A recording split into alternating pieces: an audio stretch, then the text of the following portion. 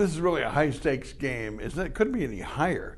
The president gives a speech, gets decent press coverage on it because he didn't do his usual thing and talk about the press or his crowd sizes and all that stuff. Sticks to the script, and even his critics say he did the best he's ever done. And then within hours, we have two stories, one in the Washington Post about the fact that Jeff Sessions, the AG, the Attorney General, did meet twice with the Russian government, at least the Russian ambassador, when he told the committee, the U.S. Senate confirmation hearings, he didn't have any contact. Then we have the New York Times saying that the Obama officials raced at the end to preserve all that intelligence involving the Russians. Well, here's the deal. You've got to have a smoking gun. Bill Clinton taught us that. The lawyer said, "Did you have sex in the Oval Office?" No. Well, he had sexual contact in the room adjacent to the Oval Office.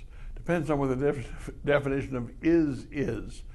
You've got to have the proof. You've got to have the smoking gun. You can't just say that Jeff Sessions met with the Russians. You said otherwise, Senator. Well, that's true, but I was talking about my role as a campaign surrogate. We didn't talk about campaign things. I did talk to him as my role as U.S. Senator, but you were asking me about my role as a campaign surrogate. I mean, other people talked to the Russian ambassador. Claire McCaskill, Democrat from Missouri, has been at cocktail parties with the ambassador. It's just not uncommon.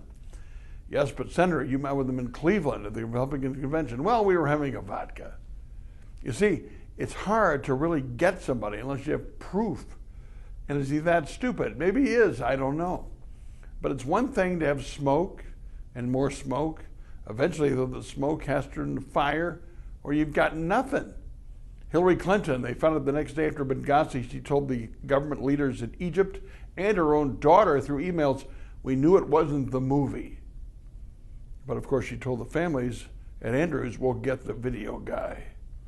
After all, her lieutenant, Susan Rice, said it was a spontaneous reaction to a video. But nothing happened from that. People are going to misinterpret things. It's very hard to get a smoking gun. Just keep that in mind, all the people who want to impeach Trump next week. My 2 cents, my 2 minutes, are brought to you by Edge Construction and Capital Consultants.